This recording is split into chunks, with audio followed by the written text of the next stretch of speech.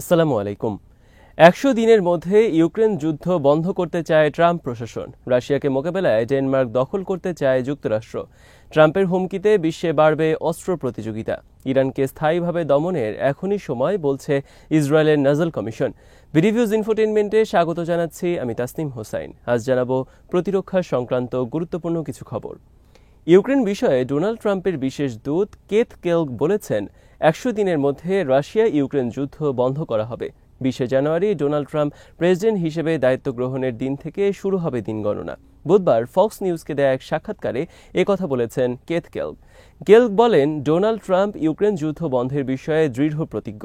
তিনি এই যুদ্ধ বন্ধের মাধ্যমে পুতিন বা রাশিয়ার হাতে কোনো উপহার তুলে দেবেন না, বরং তিনি ইউক্রেনের সার্বভৌমত্ব, ইউক্রেনের জনগণকে রক্ষার জন্য এই যুদ্ধ বন্ধ করতে চান।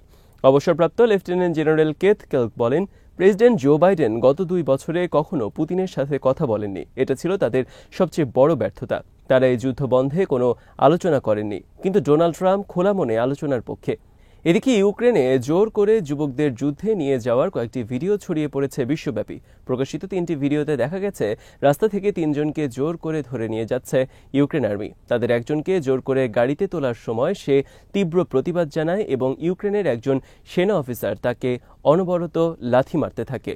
ইউক্রেনের পশ্চিম অঞ্চলে লভিভের এই ঘটনা প্রকাশিত হয়েছে মঙ্গলবার। ইউক্রেন আর্মি বলছে, এই ঘটনায় অভিযুক্ত ৩ সেনা কর্মকর্তাকে বরখাস্ত করা হয়েছে। লভিভে অপর একটি ভিডিওতে দেখা গেছে রাস্তা থেকে জোর করে এক যুবককে ধরে নিয়ে যাচ্ছে ইউক্রেন আর্মি। আটকের সময় ধস্তাধস্তিতে হাত ভেঙে গেছে ওই যুবকের। প্রকাশিত খবরে বলা হয়েছে, ইউক্রেন আর্মি সারা দেশ থেকে যুবকদের ধরে নিয়ে যাচ্ছে জোর করে যুদ্ধক্ষেত্রে।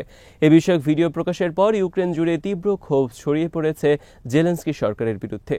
বৃহস্পতিবার যুক্তরাষ্ট্রের ডিফেন্স নিউজের বিশ্লেষণে বলা হয়েছে, ইউক্রেন এখনও যুদ্ধ চালিয়ে যাওয়ার জন্য দৃঢ় প্রতিজ্ঞ, কিন্তু তাদের আর সামর্থ্য নেই এই যুদ্ধকে দীর্ঘায়িত করার। যারা বর্তমানে যুদ্ধক্লান্ত, এখন উচিত এই যুদ্ধ বন্ধ করার কার্যকর পদক্ষেপ নেওয়া। ডোনাল্ড ট্রাম্প পুনরায় যুক্তরাষ্ট্রের প্রেসিডেন্ট নির্বাচিত হওয়ায় ইরানকে দমনের নতুন পরিকল্পনা গ্রহণ করেছে ইসরায়েল। ইসরায়েলের পরিকল্পনা, ভবিষ্যতে ইরান যেন আর কখনো ইসরায়েলের নিরাপত্তার জন্য হুমকি হিসেবে সামনে আসতে না পারে সেটা নিশ্চিত করা। একদিকে হামাস, হিজবুল্লাহ দমন, সিরিয়ায় আসাদের পতন, আরেকদিকে কট্টর ইসরায়েলপন্থী ডোনাল্ড ট্রাম্পের বিজয় ইসরায়েলের জন্য এনে দিয়েছে সুবর্ণ সুযোগ। নেতানিয়াহু সরকার ইসরায়েলের প্রতিরক্ষা বিষয়ে সম্প্রতি একটি কমিশন গঠন করেছে ইসরায়েলের সাবেক নিরাপত্তা উপদেষ্টা প্রফেসর জ্যাকব নাজেলের নেতৃত্বে। এই কমিটি গত সোমবার একটি প্রতিবেদন পেশ করেছে নেতানিয়াহুর কাছে। প্রতিবেদনে সুপারিশ করা হয়েছে, ট্রাম্প পুনরায় যুক্তরাষ্ট্রের প্রেসিডেন্ট নির্বাচিত হওয়ার সুযোগকে কাজে লাগাতে হবে। এই সুযোগ কাজে লাগাতে হবে ইরানকে প্রতিহত করার ক্ষেত্রে এবং ইরান কেন্দ্রিক ইসরায়েলের নিরাপত্তার হুমকি স্থায়ীভাবে বন্ধ করার জন্য। নাজেল কমিশনের রিপোর্ট নিয়ে ইতোমধ্যে বৈঠক অনুষ্ঠিত হয়েছে। এই বৈঠকে নেতানিয়াহু অফিসের উচ্চপদস্থ কর্মকর্তা, ইসরায়েলের কট্টরপন্থী অর্থমন্ত্রী, প্রতিরক্ষামন্ত্রী সহ আরও অনেকে উপস্থিত ছিলেন। নাজেল কমিশনকে দায়িত্ব দেওয়া হয়েছে আগামী ১০ বছর ইসরায়েলের প্রতিরক্ষা ব্যবস্থার লক্ষ্য কী হবে সেটি নির্ধারণের এবং এই লক্ষ্য বাস্তবায়নে ইসরায়েলের প্রতিরক্ষা বাজেট নির্ধারণের। টাইমস অফ ইসরায়েলের খবরে বলা হয়েছে, ইসরায়েল মনে করছে ইরান পারমাণবিক বোমার পথে অগ্রসর হবে, আর সেটি করার আগেই ইসরায়েল সরাসরি আক্রমণ চালাতে পারে ইরানের বিরুদ্ধে। এমনকি ইরানে আক্রমণ চালাতে পারে যুক্তরাষ্ট্র। ইরান সমর্থিত ইয়েমেনের হুথি আর্মি যদি ইসরায়েলে মিসাইল হামলা অব্যাহত রাখে, তাহলে এর সূত্র ধরেও ইসরায়েল সরাসরি আক্রমণ করতে পারে ইরানে। ডোনাল্ড ট্রাম্প ২০১৬ থেকে ২০ সাল পর্যন্ত প্রথম মেয়াদে ক্ষমতায় থাকার সময় ইরানের বিরুদ্ধে সর্বোচ্চ কঠোর নীতি অবলম্বন করে ওয়াশিংটন। কয়েক দশক ধরে যুক্তরাষ্ট্রসহ পশ্চিমাদের কঠোর অবরোধের কারণে অর্থনৈতিকভাবে ইরান বর্তমানে একটি বিধ্বস্ত দেশ। ট্রাম্প নতুন করে ক্ষমতায় আসার ফলে ইরানের পরিস্থিতি আরও খারাপ হতে পারে বলে মনে করছেন অনেকে। ইসরায়েল এবং যুক্তরাষ্ট্রের প্রকাশ্য ঘোষিত নীতি হল, তারা ইরানকে পারমাণবিক বোমার অধিকারী হতে দেবে না। এই বিষয়ে তাদের স্পষ্ট ঘোষণা, ইরান এই পথে অগ্রসর হলে সরাসরি ইরানে হামলা করবে তারা। নাজেল কমিশন বলেছে, ইরানের পারমাণবিক স্থাপনা এবং ব্যালিস্টিক মিসাইল ধ্বংস করতে হবে ইসরায়েলের নিরাপত্তার স্বার্থে। অর্থনৈতিক এবং সামরিক কোনো দিক দিয়ে ইরানকে শক্তিশালী হতে দেওয়া যাবে না। এসব কথা নাজেল কমিশন খোলাখুলিভাবে প্রকাশ করেছে গণমাধ্যমের কাছে।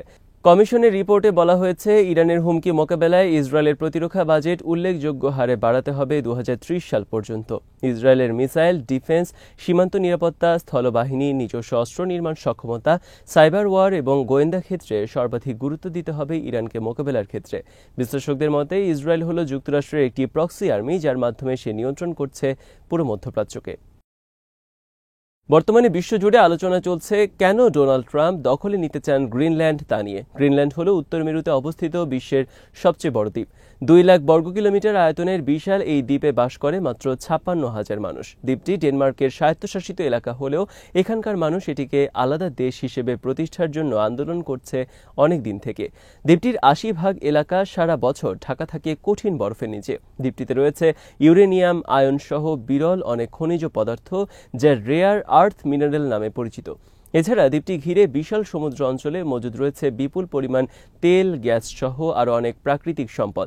এই দ্বীপে বর্তমানে রয়েছে যুক্তরাষ্ট্রের সামরিক ঘাঁটি, কিন্তু এই দ্বীপ এবং দ্বীপ ঘিরে বিশাল সমুদ্র সীমার প্রাকৃতিক সম্পদ সহ আরও অনেক ইস্যু নিয়ে অনেকদিন ধরে বিরোধ ঘনীভূত হচ্ছে যুক্তরাষ্ট্র ও রাশিয়ার মধ্যে। গ্রিনল্যান্ড ডেনমার্কের অংশ হলেও উভয়ের মাঝখানে দূরত্ব কয়েক হাজার মাইল। ডেনমার্ক ও গ্রিনল্যান্ডের মাঝে অবস্থিত আটলান্টিক মহাসাগর। দ্বিতীয় বিশ্বযুদ্ধের সময় জার্মানি দখল করে ডেনমার্ক, পরবর্তীতে যুক্তরাষ্ট্র দখল করে গ্রিনল্যান্ড এবং সেই থেকে সেখানে রয়েছে যুক্তরাষ্ট্রের সেনাঘাঁটি। গোটা গ্রিনল্যান্ডের রেডিও যোগাযোগ নিয়ন্ত্রণ করে যুক্তরাষ্ট্র।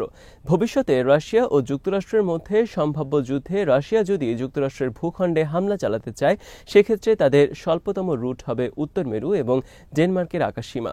আর সে কারণেই ডেনমার্ক দখলে নিতে চায় যুক্তরাষ্ট্র। সম্প্রতি উত্তর মেরু অঞ্চলে সামরিক শক্তি বৃদ্ধি করেছে রাশিয়া এবং চীন। সার্বিক প্রেক্ষিতে যুক্তরাষ্ট্রের নিরাপত্তার জন্য খুবই গুরুত্বপূর্ণ হয়ে উঠেছে ডেনমার্ক।